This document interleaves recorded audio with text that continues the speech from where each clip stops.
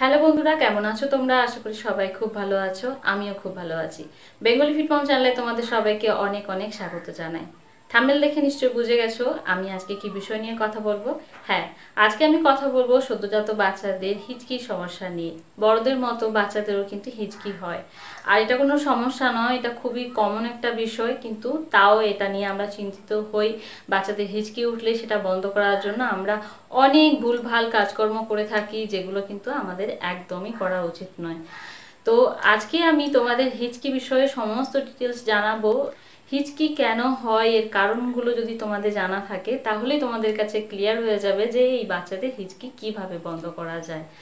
তো আজকে আমি যে পয়েন্টগুলো তোমাদের সাথে শেয়ার করব সেগুলো হলো হিচকি বাচ্চাদের কেন হয়, বাচ্চাদের হিচকি হলে সেটা কিভাবে বন্ধ করা যায়, আর বাচ্চাদের এই হিচকি যাতে না হয় তার জন্য আমরা কি কি ব্যবস্থা নিতে পারি, আর শেষে বলবো কখন আমরা ডাক্তারের কাছে যাব। তো চলো আর কথা না বাড়িয়ে আজকে ভিডিও শুরু করি। তোমরা কি জানো বাচ্চাদের হিচকি কবে থেকে শুরু হয়? জন্মের আগে থেকে বাচ্চাদের হিচকি শুরু হয়ে যায়। হ্যাঁ, আর সেটা আমরা উপলব্ধিও করতে পারি কিভাবে বলো তো? আমাদের যখন পেটের মধ্যে বাচ্চা থাকতো তখন আমরা একটা অনুভূতি পেতাম, একটা বাবল বাবল টাইপ বা বাটারফ্লাই টাইপের বা কোনো সময় ভাইব্রেট টাইপের হতো। তো ওটাই ছিল কিন্তু বাচ্চাদের হিচকি। তো এই হিচকি সাধারণত 3 থেকে 4 মিনিট পর্যন্ত হয়, আর এটা নর্মালি নিজে থেকেই বন্ধ হয়ে যায়। কখনো কখনো এই হিচকি 8 থেকে 10 মিনিট পর্যন্ত হয়, আর এটাও কিন্তু একদম নর্মাল, এটা নিয়েও চিন্তার কিছু নেই। অনেকের এই হিচকি নিয়ে নানান রকম ভ্রান্ত ধারণা থাকে, যেমন হচ্ছে বাচ্চার পেট বড় হলে নাকি হিচকি হয়। কেউ কেউ বলে বাচ্চার হজম ক্ষমতা বেড়ে যাওয়ার জন্য নাকি হিচকি হয়। কখনো কখনো এটাও শোনা যায় যে বাচ্চার খিদে পেলে নাকি হিচকি হয়। এরকম বিভিন্ন রকমের ভ্রান্ত ধারণা মানুষের মধ্যে থাকে। তো অ্যাকচুয়ালি কিন্তু এসবের কারণের জন্য বাচ্চাদের হিচকি হয় না। তাহলে কি জন্য হিচকি হয় সে কারণগুলো তোমাদের জানিয়ে দিই। আমাদের শরীরে ফুসফুসের ঠিক নিচে আর পাকস্থলীর ওপরে একটা মাংসপেশি থাকে যার নাম হলো ডায়াফ্রাম। তো যখনই কোনো কারণে এই ডায়াফ্রাম ইরিটেট হয় বা উত্তেজিত হয় তখন কি হয়, এই আমাদের যে ভোকাল কর্ড আছে সেটা হঠাৎ করে কিছু সময় পর পর বন্ধ হয়ে যায়, আর তার ফলে এই যে হিচকির যে আওয়াজটা সেটা সৃষ্টি হয়। আর এই হিচকির সমস্যা কিন্তু বাচ্চাদের বেশি হয়। তো এই যে ডায়াফ্রাম, এটার উত্তেজিত হওয়ার কিছু কারণ আছে, সেগুলো কি কি চলো জেনে নিই। বাচ্চা যদি একসাথে অনেক দুধ খেয়ে ফেলে তখন বাচ্চাদের পেট ফুলে যায়, অর্থাৎ পাকস্থলী ফুলে গিয়ে যে ডায়াফ্রাম আছে সেটাতে ঘর্ষণ সৃষ্টি করে, তার ফলেও কিন্তু এই ডায়াফ্রাম উত্তেজিত হয়। আর বাচ্চারা যখন দুধ খায় বাচ্চাদের দুধের সাথে সাথেও যে হাওয়া আছে সেটাও বাচ্চাদের পেটের মধ্যে যায়। আর যদি ঢেকুর তোলানো হয় সেই হাওয়াটা কি হয়, জমতে জমতে পাকস্থলী ফুলে যায়, আর যেটা হচ্ছে ডায়াফ্রামে চাপ সৃষ্টি করে, তার ফলেও কিন্তু এই হিচকি সমস্যা হয়। এছাড়া এই সমস্যা বেশি দেখা যায় কলিক বেবিদের, অর্থাৎ যে সমস্ত বেবিদের গ্যাসের সমস্যা বেশি হয় সেই সমস্ত বেবিদের কিন্তু এই হিচকির সমস্যাটাও বেশি হয়। কারণ গ্যাসেও অনেক সময় কি হয়, গ্যাসের ফলে পেট অনেক সময় ফুলে থাকে, তো সেক্ষেত্রেও কিন্তু ডায়াফ্রাম উত্তেজিত হয়ে যায়, তো সে কারণে কিন্তু এই হিচকি সমস্যা হয়। আরেকটা কারণে হয় যদি বাচ্চার ব্রিদিং প্যাটার্নটা চেঞ্জ হয়। অনেক সময় এরকম হয় যে বাচ্চাকে নিয়ে এমন জায়গায় আমরা গেছি যেখানে খুব দূষণ হচ্ছে, ধুলো বালি ময়লা বাতাসের মধ্যে, যেটা অক্সিজেন নিতে ওরও একটু সমস্যা হচ্ছে। তো কি হয় যে বাচ্চাদের যে ব্রিদিং প্যাটার্নটা একটা প্যাটার্নে আছে সেটা চেঞ্জ হয়ে যায়, তার ফলেও কিন্তু বাচ্চারা হিচকি তোলে। যেহেতু ডায়াফ্রামটা ঠিক ফুসফুসের নিচে আছে, তো যখনই এই ব্রিদিং প্রবলেম হবে তখনই কিন্তু এই হিচকির সমস্যা হতে পারে। এগুলো তো হলো কারণ যে কি কি কারণে বাচ্চাদের হিচকি হয়। তাহলে এটা বন্ধ করার উপায় কি, কিভাবে এটা আমরা বন্ধ করব? অনেকে অনেক ভুলভাল কাজকর্ম করে থাকে বাচ্চাদের সাথে এই হিচকি বন্ধ করার জন্য। যেমন হচ্ছে অনেকে দেখি যে বাচ্চাদের নাক কিছু সময়ের জন্য বন্ধ করে দেয়। এটা কিন্তু খুবই খারাপ জিনিস, এটা একদমই করা উচিত না বাচ্চাদের সাথে। আবার কেউ কেউ করে যে বাচ্চার পা ধরে হঠাৎ করে টান মারে, কেউ আবার পায়ে টোকা মারে জোর করে। এরকমও অনেকে করে যে বাচ্চার 6 মাস বয়স হয়নি অথচ বাচ্চাকে বলবে যে জল খাই দাও, গলা শুকিয়ে গেছে তার জন্য হিচকি হচ্ছে।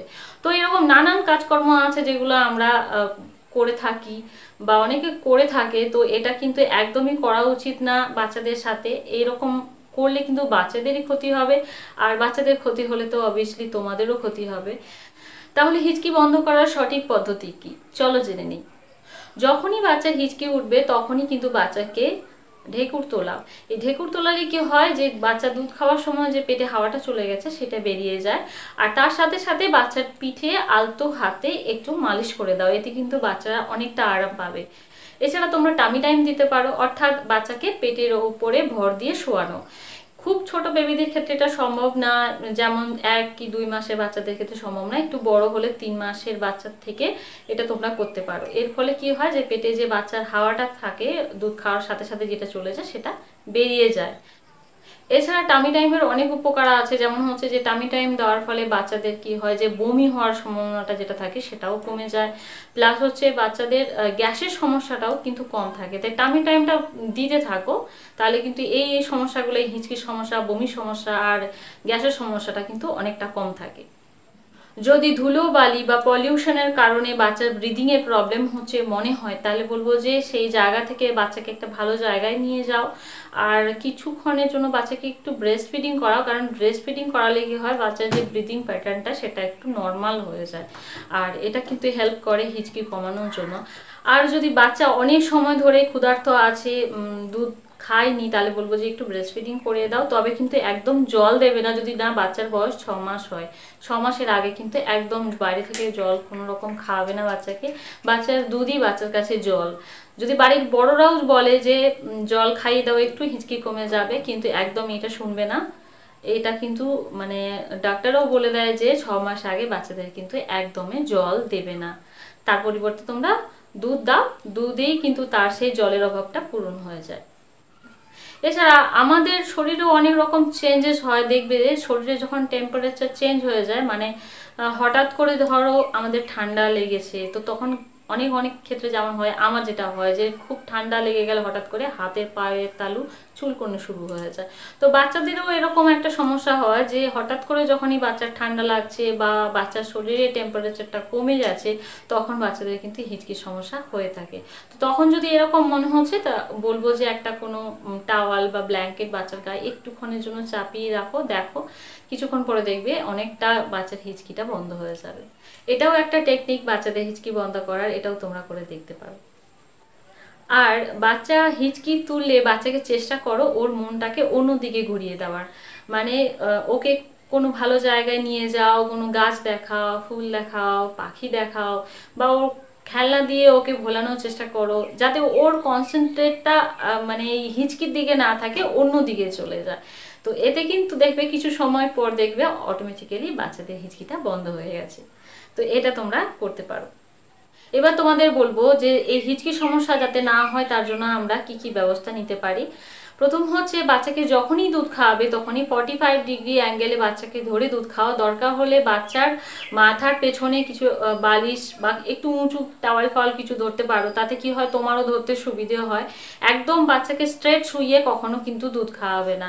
আর এই 45 ডিগ্রি অ্যাঙ্গেলের দুধ খাওয়ালে বাচ্চাদের মুখে যে হাওয়াটা চলে যায় ভেতরে পেটের মধ্যে, সে হাওয়াটা কিন্তু যেতে পারে না। তার ফলে কিন্তু এই গ্যাসের সমস্যা, এই হিচকির সমস্যা বা এই বমির সমস্যা এগুলো কিন্তু কম হয়।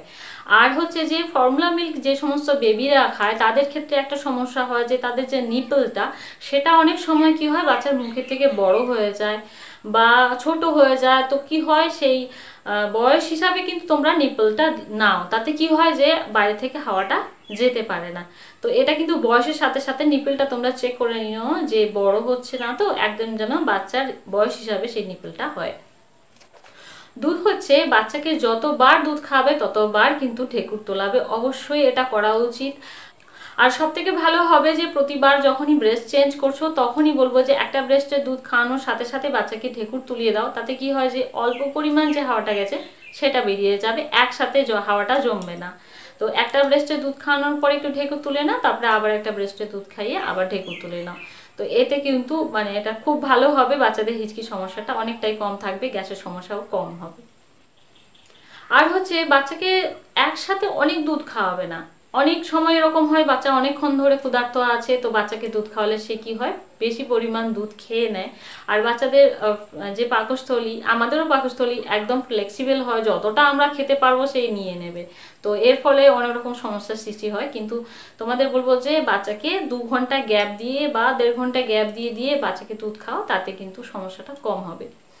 আর অনেক সময় এরকম হয় যে ফর্মুলা মিল্ক খাওয়া যে বেবিরা, তাদের ক্ষেত্রে হয় যে মায়েরা বুঝতে পারে না যে বাচ্চা কতটা দুধ খাবে। অনেকে কি করে যে অনেকটা বেশি দুধ বানিয়ে দেয়, তার ফলে বেবিরা কি হয় খাওয়ার সময় বুঝতে পারে না যে ওর কতটা দুধের প্রয়োজন, ও অনেকটাই খেয়ে নেয়।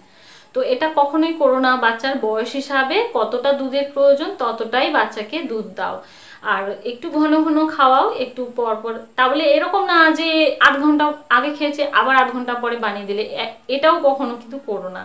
একটা মিনিমাম লিমিটের একটা গ্যাপ থাকে, সেটা হচ্ছে 2 ঘন্টা থেকে 1.5 ঘন্টা এরকম একটা গ্যাপ থাকে। তো এরকম গ্যাপ দিয়ে দিয়ে বাচ্চাকে দুধটা খাও, তাতে এক্সট্রা যে চাপটা সেটা পেটের মধ্যে পড়বে না, তার ফলে যে এই যে বমি সমস্যা বা এই হিচকির সমস্যা এগুলো হবে না। আর হচ্ছে বাচ্চা একটু বড় হলেই বাচ্চাকে কিন্তু টামি টাইমটা দাও। টামি টাইম খুবই ইম্পর্টেন্ট বাচ্চাদের জন্য।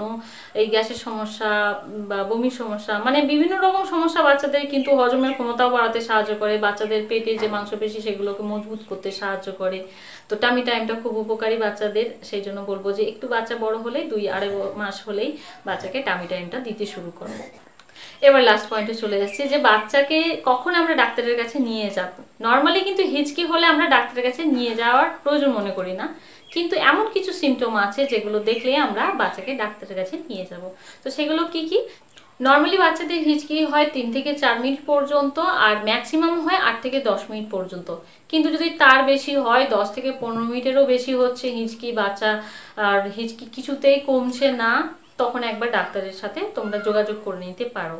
এছাড়া সারাদিনে বাচ্চা এত হিচকি তুলছে যে সে দুধটাই খেতে পাচ্ছে না, আর একটা অস্বস্তি বোধ করছে, বাচ্চা হিচকি তুলতে তুলতে বমি করে ফেলছে, কাশি হচ্ছে, এইরকম সমস্যা যদি বাচ্চাদের হয় তখন কিন্তু অবশ্যই ডাক্তারের সাথে কথা বলো। আমি এই পয়েন্টটা শেয়ার করি এই জন্যই, কারণ নতুন মায়েরা অনেক সময় বুঝতে পারে না, এমনকি আমিও যখন নতুন মা ছিলাম তখনও আমি বুঝতে পারতাম না যে কখন অ্যাকচুয়ালি আমাদের ডাক্তারের কাছে যাওয়ার প্রয়োজন। ছোটোখাটো সমস্যা নিয়ে তো আমরা হুট করে ডাক্তারের কাছে যেতে পারি না, এমন কিছু কিছু সিমটম থাকে যেগুলো দেখলে মনে হয় যে ডাক্তারের কাছেই নিয়ে যেতে হবে। তো সেই জন্য আমি এই পয়েন্টটা শেয়ার করি। তো এই ছিল আজকের ভিডিও। কেমন লাগলো তোমাদের অবশ্যই কিন্তু তোমরা জানিও।